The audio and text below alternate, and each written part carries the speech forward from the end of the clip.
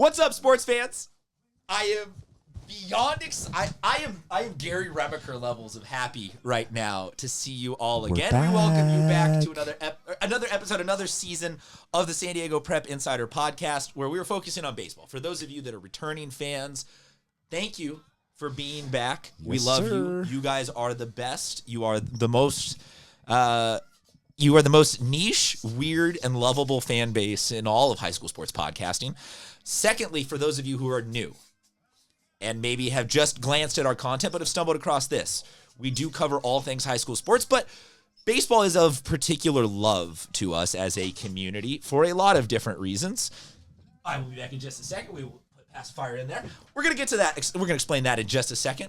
Baseball is a community that we love a certain amount because it's who we were all part of. As I have to unlock the minimal production value is what you're going to learn is our MO here. But on the serious note, baseball is now something that we will be talking about weekly in a longer form podcast. Let me introduce you to the rest of the squad.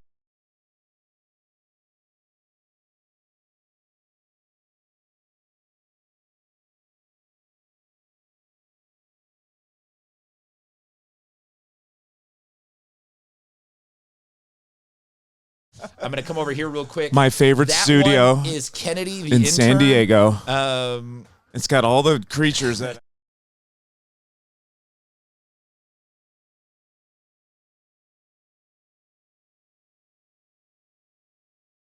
Let's get to some serious discussion about San Diego high school baseball as we give one of our interns a milk bone. We thank you very much for everybody tuning in. Dave Ring and I will also be joined by Bodie Da Silva as the season goes on. He is with SDSU basketball right now, though, covering their tournament run. So we will get to Bodie when we get to Bodie. Dave and I, though, are going to talk about the opening of the San Diego high school baseball season. Rain has come, and this is a weird tradition that happens every year, is that there is rain in the first couple of weeks. So the season gets off to sort of a herky-jerky, like you got a couple of games, then rain, and just pocket games here and there. So sample sizes of what we are going to talk about are not at 100%, but that doesn't mean, again, you can't be Gary Rebeker levels of happy about the high school baseball season returning. So far, and we have Dave's dingers and game balls and a ton of shout outs that we will get to, but today it seems like it's just going to be a somewhat uncharted voyage through. Let's just talk about what in high school baseball has piqued our interest so far. Dave, for me, the interest is twofold.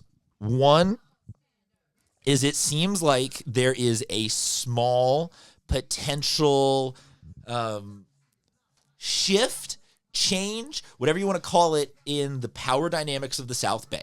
For the last 15 to 20 years, it has been Eastlake and Montgomery, really with a stranglehold on everything south of the 8 freeway. And they're both under new head coaches now.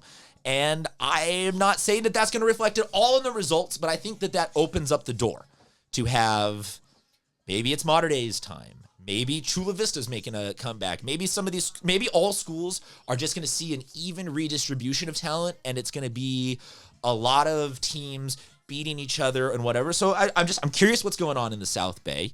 And number two is it seems like even through a small sample size, we have a lot of home runs being hit this year. Whether or not that means a lot of guys are going to hit a lot of home runs or just a wider variety of guys are going to hit 3 through 5, we won't know for a couple of weeks. We won't know for a couple of months.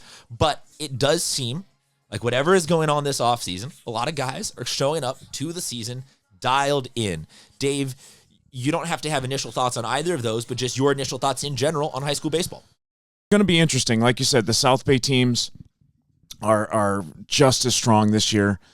I do think there's a little more drama to start the season that with those teams that kind of might put, maybe an Eastlake in an awkward position to start. But, I mean, losing their head coach before the start of the season to retirement / whatever happened there, in my opinion, that's going to hurt Eastlake, their camaraderie. But I do think those guys have got an incredible group of guys with Angel Laya. He's probably one of the best bats to come out of San Diego in my opinion, since like a Marcelo Mayer.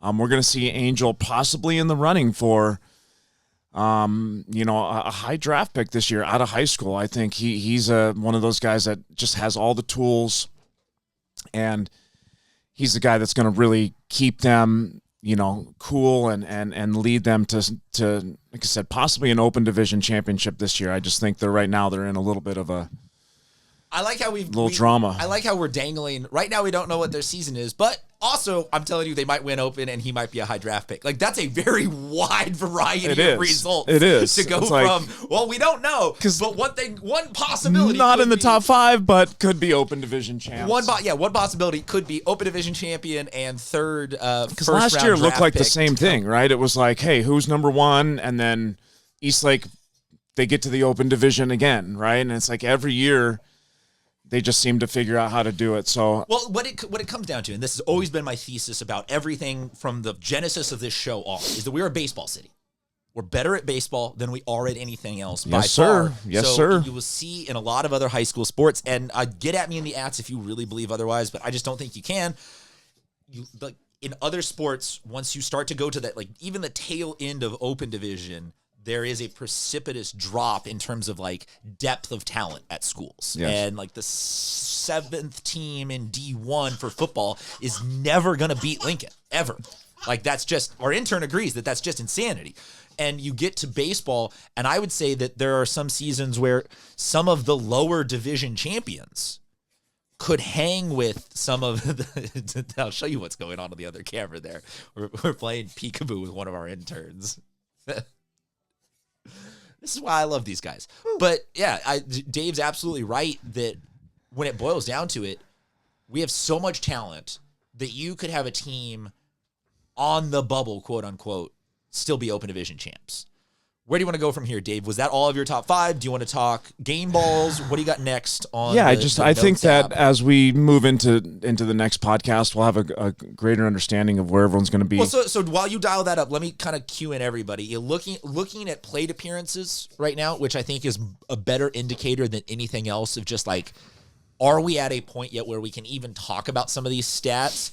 The most that we have is 27 plate appearances by anybody, and that's from Cole Redden from Southwest El Centro, one of the drier parts of San Diego, as you noted. Yeah, they've been playing some games out there already. We have, top couple of the top batting average per Max Preps right now is a guy who has only had 9 plate appearances. Right. So everything's still a little skewed. But that being said, there are a couple of guys who are in the teens of at bats that I think we can start to talk about, like, hey, this guy's at least doing some good stuff. There's some stuff. So, yeah, next couple of weeks we'll have a more definitive sample size to talk about. But at least out the gate, Dave, who and what are some things that interest you game ball? So if I'm gonna do some game balls first, I got to go to some of the really tight games that I've seen. Brendan Lewis, this guy threw 15 chairs against RBV. If you don't know what a chair is, that means you're struck out and you got to sit your ass on the bench. 15 chairs against RBV, 2 for 4 with an RBI double. It was a 2-0 victory. So he not only had an RBI double, but literally pitched the whole game, 15 Ks. Brendan Lewis, really got to keep an eye on this guy this year. Could be breaking some CIF stats and on an entirely other level, like Christian said. A huge win for Del Norte to start the year. They beat Cathedral. I got Cathedral as number 1 or number 2 team in the county, and that Del Norte team has got some serious vibes over there. They're led by Coach Embry. They're a tight-knit group. They've got some seniors led by Liam O'Day, Landon Cheshire. Tanks, Swamp Donkeys. Right? That Oppo Taco that posted Liam hitting the other day, that was the game changer. He was 2 for 3 with the dinger. That one did not leave Gary Remaker happy. No, that was a different story. I think the actual story of that game was Gray Gusich. He was like 7 innings, 5 hits, 1 earned run, 8 Ks against one of the most powerful offenses in San Diego. If you look up and down that Cathedral lineup there, every hitter is ranked. Committed, not ranked. I was going to say PG ranked, but that's like when you're 12, right? You know what? I don't know. Committed to a prestigious college, and so that's an impressive day for Gray. Congrats on your fantastic outing there. And then, like I said, San Marcos beat Eastlake in a 2-1 victory. Eastlake basically no runs, shut down by Carter Sy. He was 7 innings pitched, 5 Ks, 1 earned run. I mean, literally shut down a couple of guys in San Diego that you don't want to be facing when they get their timing down. Grayson Wren was 2 for 3 that game. Evan Hall hit a bomb. And like I said, Angel Lai is going to get his hits. He's probably going to get a lot of walks. He's going to get the Marcelo Meyer treatment. He was 1 for 1 that game with 2 stolen bases, but he's going to get his licks in. But big win for San Marcos against Eastlake to start the year. You never know what's going to happen in these early games, but these wins are something that, as a group, you remember and kind of take you into maybe a possible win against this team in the future. So those are 3 games that I was really impressed with. I talked about some tight games to start the year, some pitching duels there, and those games were pretty impressive to watch on the pitching side. More impressive was Dave's ability to filibuster twice in that monologue. I had to run out of the studio and once get a snack and once get a water. Do you eat those too? Oh, dude, I have resorted to, hell yeah, man. Nothing better. Because Christian's diet is now officially Uncrustables and Strawberry Beach Tething cookies. teething crackers, man. Teething cookies. Or tething cookies, as Dave calls them. I don't know what. We'll put that on the poll at ST Prep Insider. Do you know what tething cookies are? Tithing cookies. Oh, well, actually, yes, we're religious. We're giving 10% of the cookie to God. I tried to read there. That didn't go well. Baseball, man. Don't need to read. All right, you talk about pitching at the end. I want to talk about pitching because there are a couple of guys who I know we have said hitting-wise, we don't give people credit for small sample sizes, but pitching-wise, you maybe don't look at ERA, but you can look at a couple of stats, and one of those stats that I really like to look at early on is Ks. There are a couple of guys right now, so far, these 2 guys in 4 games apiece for each of them. Zane Nordquist from El Camino has 25 Ks, which is pretty awesome through 4 games. Can we talk about him every show this year? We probably will. I think we should. And then He's a dog. And then AJ Curry, a newcomer to the San Diego section. He plays at your alma mater, UC, University City High School. He has 24 Ks. Yeah, he's got a freaking cannon for an arm. Then a couple of guys behind them who have obviously been coming in relief as one intern tries to steal the other intern's tithing cookie. Drew Wright from Palo Verde and Ozel Villanueva from Brawley. Both of them are in the high 20s coming out of the bullpen for their teams. Aaron Gonzalez from Chula Vista, Cole Redden from Southwest, and then Van Plyman from Mission Bay are the guys that round out the 20K group through their appearances so far this season.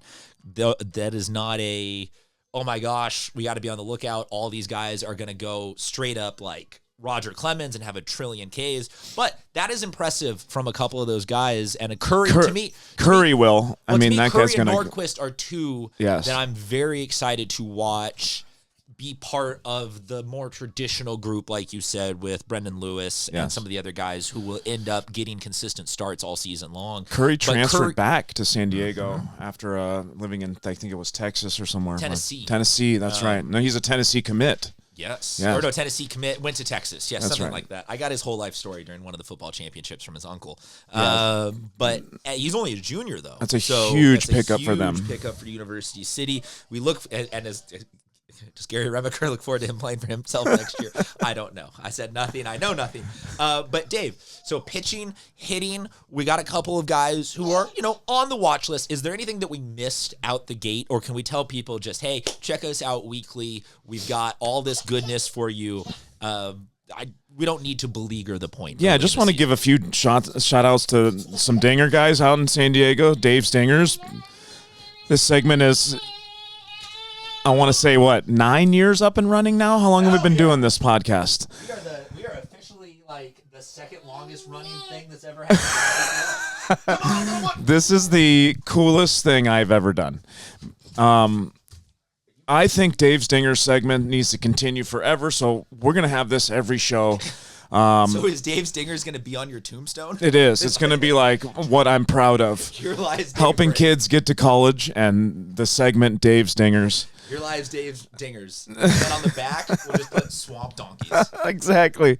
All right, the Swamp Donkey Kings of the Week. Ian Brook, Patrick Henry. He's got 2 home runs in 3 games. So I think that, to me, that's pretty impressive start to the year. Mace Wheeler, Valhalla. I was going to bring up Mace. Yeah, Valhalla picking up where they left off. That's fantastic. He's got 2 and 4. You could have very easily written off Valhalla's team last year as being, and say everybody, hello to the intern. That's always the background noise in all my updates. She's the cutest. Valhalla, you could have very easily been like, great, they were a fun story last year. They caught fire. They had that massive win streak. Back to obscurity. But for them to start off hot again, exactly, like, they could be a baseball school now.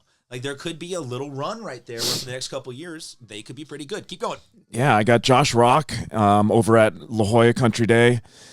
He's got 2 and 5 games. And ultimately some of these guys are probably going to put up some big numbers. Aiden Munoz at Carlsbad's got a dinger. Zane Nordquist, like you said, hit 1 the other day. That was an absolute. He needs to pick one. Is he a pitcher? No or a hitter? Stop, doubter. Zane. You're too good. I hit with Zane in the summer last year. His batting metrics in terms of like his numbers are off the charts. He probably will end up being a pitcher just because he's a lefty and it's just too incredible, but his hitting numbers are really, really good. Jack O'Toole over at Madison went yard. Rafi Dunn, St. Augustine went yard. Jack O'Toole might be a top 10 slugger name. Like, if you said, who do you trust? Seriously. At bat for your life, and you just said, you knew nothing about him, and Jack O'Toole was one of the options, you'd be like, yeah. Yep, he breaks. He's strong. He's definitely hits the ball as hard as anyone I've seen. Joey Minetti over at West Hills. Aaron Joan, Mira Mesa. They've got 1 home run to start the year. And a segment that we also did last year was Dave's Grand Slams. We have enough. They are back. So last home run of the show, Foster, Rovin, Sage Creek, full granny mode in a 12-11 victory over the Carlsbad Lancers. To there being another Rovin kid at Sage Creek. Oh, yes! man. The absolute best when Christian gets up and dances. Oh, I need to bring back little Sage Creek in the big time. Now we're back, baby. We are back. Someone give me the glasses. What do you think, Kings? We're going to teach my baby. My baby's first words are going to be Sage Creek baseball. Come here. Say something to the camera. Come here. Say, are you going to be shy now? Oh, what a show, buddy. I'm so happy to be back. Fair enough. Season is here. Thank you, everyone, for tuning in. We'll be back next week with more episodes. Talk to you guys later.